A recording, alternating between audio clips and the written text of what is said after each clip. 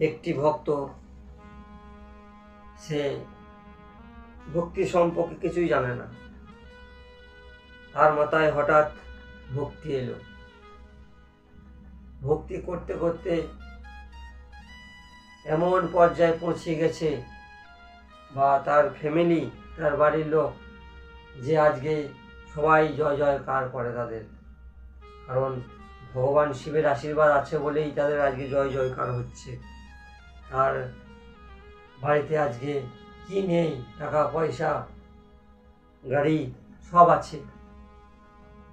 তাই ভগবান শিবকে সন্তুষ্ট করলে ভগবান শিব সব দেবে। আমার মহেশ্বর, যদি কেউ ধন সম্পত্তির জন্য বা টাকা পয়সার জন্য অনেক দুঃখিত হয়ে থাকে বা দুঃখে থাকে, তাহলে তাকে শিব মন্দিরে যেতে হবে জল নিয়ে, আর ভগবান শিবের উপরে বিল্লপত্র অর্পণ করতে হবে। ধীরে ধীরে এইভাবেই 3 মাস 5 সপ্তাহ করলেই সে বুঝতে পারবে যে হ্যাঁ, আমার বাড়িতে লক্ষ্মী আসছে, আমার বাড়িতে ধন সম্পত্তি আসছে।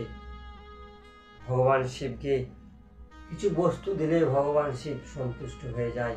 তাই যখন লুটিয়ে পড়লেন ওই রাবণ, বললেন, নাথ, আমি আপনাকে লঙ্কায় নিয়ে যেতে চাই। ভগবান শিব আনমনা হয়ে গেলেন, চিন্তা ভাবনা করলেন কি হবে। ভগবান শিব বললেন রাবণকে, ঠিক আছে, তুমি আমার এই আত্মালিঙ্গ নিয়ে যাও, তুমি যেখানে নামাবে সেখানেই স্থাপন হয়ে যাবে, কিন্তু আর তুলতে পারবে না। এই কথা বললেন ভগবান শিব ভক্তকে, রাবণকে। আর রাবণ তখন বললেন, ঠিক আছে,